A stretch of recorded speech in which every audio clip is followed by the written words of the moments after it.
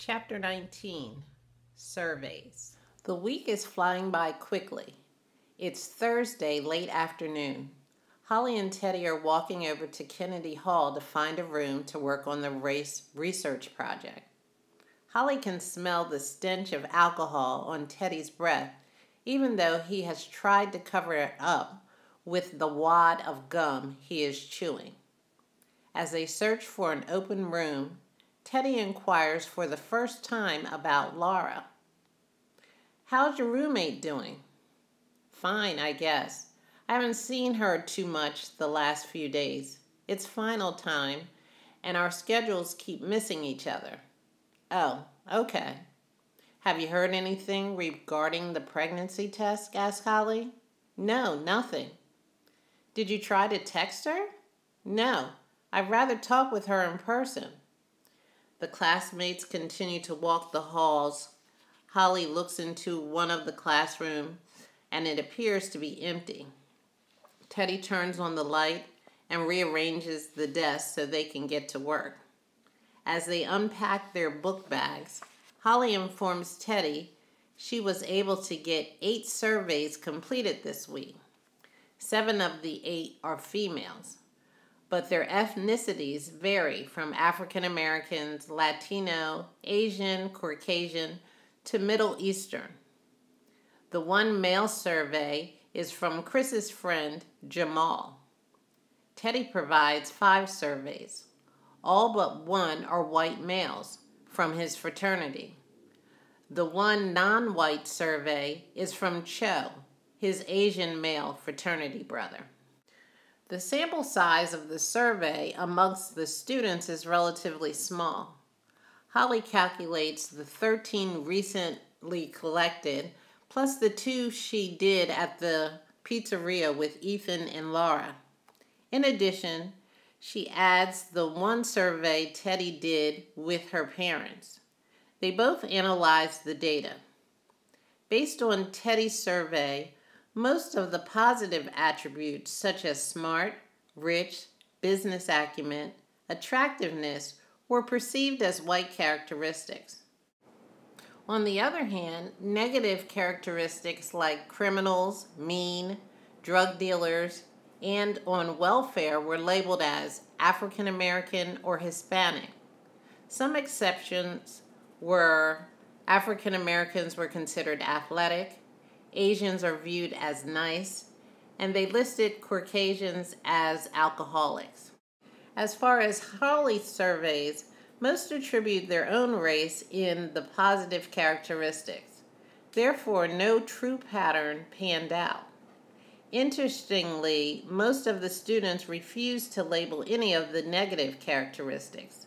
They disagreed with the stereotyping nature of the survey. Holly attributes some of her results on her demographics being mainly female, since they may have experienced false stereotyping. Holly was able to get Jamal to take the survey when Becky and Chris introduced him to her. This was a planned meeting on Becky's part. She thought Jamal would be a great match for Holly. Although Jamal helped Chris at the fashion show, Holly had never really talked with him. After he filled out the survey, the 2 got some lunch in the cafeteria and talked for a while. Holly found him captivating and a little quirky. Jamal is from the city of Richmond, and he is studying audio and video productions at the college. His mother died from cancer when he was 9, and he was raised by his father and grandmother. Jamal stands about 5'9" and wore his hair in cornrows. He wanted to know why Holly had taken her braids out and now sporting a bun on the top of her head. She explained the busy holiday weekend, which precluded her from having her sister re-braid her hair. Holly is flattered he noticed her hairstyle from before. Jamal reminds Holly of the men in her life, her father and grandfather. Holly recognizes a strong sense of family and pride in who he is in the conversation they had. She is most impressed with his responses to the survey. In spite of the fact the survey was supposed to be anonymous, Holly knew which surveys belonged to whom. Jamal had modified some of the characteristics with more detail. Rich people is modified to rich in family values. Business people is modified to the business of caring for others. Rap music is modified to meaningful, positive, and polite expression. Jamal even suggests Holly listen to a rap called My Hood USA by rapper Sho Baraka. She liked it. Holly enjoyed Jamal's expression and his feedback. Unfortunately, there were other survey responses Holly had to consider for their research. By combining all the surveys together, the data became skewed. Teddy's lack of diversity in his sampling provided a lopsided view, whereas Holly's overly diversified sample constricted the results of the survey. Teddy and Holly discussed the responses for over an hour. They finally decided to give each ethnic group a voice in their research paper. Later, they focused on organizing the reference material for the bibliography. As the time got close to when the security guard would come by to kick them out, Holly volunteers to merge both of their research information together. Teddy provides Holly with a flash drive of his portion of the research paper. So they pack up early and start to walk to the pathway. As they walk in the night, a person seems to be coming towards them at a rather quick pace. When the person passes one of the pathway lights, Holly could see it was Jamal. Both she and Teddy are shocked to see him. Holly had mentioned to Jamal she needed to study with Teddy earlier, but didn't expect Jamal to walk her home. It was a nice surprise for Holly. When the three of them came in front of the fraternity, Holly confirms with Teddy she will add his portion to the research paper by tomorrow and return his flash drive. Teddy shakes his head in agreement and heads up the stairs. Jamal walks Holly to her apartment and then heads back to his place. In the apartment, Laura has all her books, papers, and laptops scattered about the living area. At first, she doesn't appear to be there until Holly hears the toilet flush. Holly puts her books and laptop down on the table in the kitchen.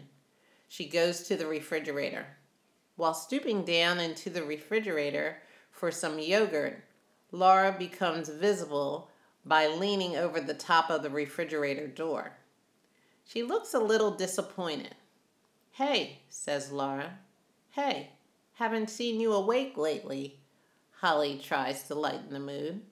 "The only time we see each other is when one of us is sleeping." "Yeah, I know." For some strange reason, Holly can sense Laura has found out whether she is pregnant or not. It is difficult to determine from her desolate demeanor if she is upset because she is pregnant or upset because she isn't.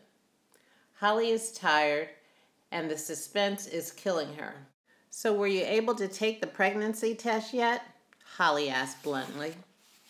"Yes, I took it earlier today. I'm not pregnant," says Laura in a weary tone. "Isn't that a good thing?" "You look kind of sad," comments Holly. "No, I'm not sad. I'm just tired and crampy." "So when are you going to tell Teddy?" "I'll tell him tomorrow." "Okay, sounds good. Well, I am going to get a little more studying in before I hit the sack." "Me too." Holly finally closes the refrigerator door with her yogurt in hand. She takes a seat sideways at the table. Laura goes into the living area and sits there staring at her books for about 10 minutes. Afterward, she takes a deep breath and then buckles down and starts typing away on her laptop.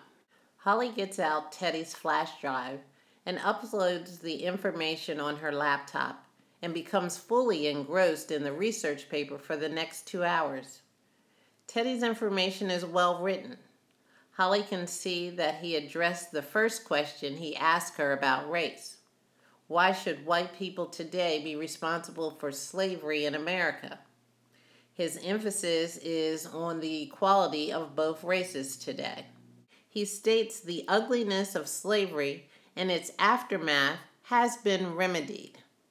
Economically, his evidence lists Ethan's parents as successful African-American business owners in the field of dentistry and a neighborhood corner store owned by an African-American family. In addition, Teddy notes that there are just as many white, if not more, accepting welfare as blacks. He also states that justice in America is not 100% perfect, but it is equally applied to all. From his perspective, he concludes economically, politically, and socially, amongst blacks and whites, things are relatively equal. Holly smiles and just makes a note on a yellow sticky to follow up with Teddy on adding statistical data. As for her part of the paper, Holly agrees there have been significant improvements regarding race relations over the last 150 years. She highlights the end of slavery, civil rights accomplishments, and the election of the first black president. But statistically, she notes some inequalities. Unemployment rates and incarceration rates are disproportionately high amongst blacks in comparison to whites. Holly looks back at the first meeting with Teddy and reviews her first question to him. Why are blacks perceived so negatively in the media when many whites did horrific acts such as enslave blacks, enforce Jim Crow laws until 1985, and suppressed voting? So, like Teddy, she addresses her question in her conclusion. From Holly's perspective, she concludes cultural conditioning is a huge part of the underlying causes for constant disparities between blacks and whites. Cultural conditioning is the sociological process of training individuals to think and behave in a certain manner. So, if the media consistently feeds society images of blacks doing crimes, blacks living in rundown neighborhoods, or propping up rappers with derogatory lyrics in songs, this will affect how some ethnicities perceive blacks as well as how some blacks perceive themselves. Holly uses Ethan's survey as an example without using his name. Holly provides a descriptive background of an African-American student from a wealthy environment. A lot of his personal experience have been with positive black role models, but his belief of his own race, according to his survey, was extremely negative. Holly knows Ethan is not alone in this type of thinking, but at the same time, she is encouraged by her parents and Jamal's survey and their self-love way of thinking. Other inspiring examples are the University of Missouri's protest in 2015 and other protests from professional NBA and NFL teams. Holly is the first to call it quits. She is ready to drop.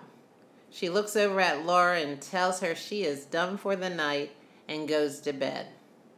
Laura continues to work and never makes it to the bedroom. She falls asleep on the couch in the living room. In Chapter 19, Teddy feels that race relationships between blacks and whites have been resolved. Holly feels that significant improvements have been made, but there needs to be more work done regarding incarceration rates and unemployment rates.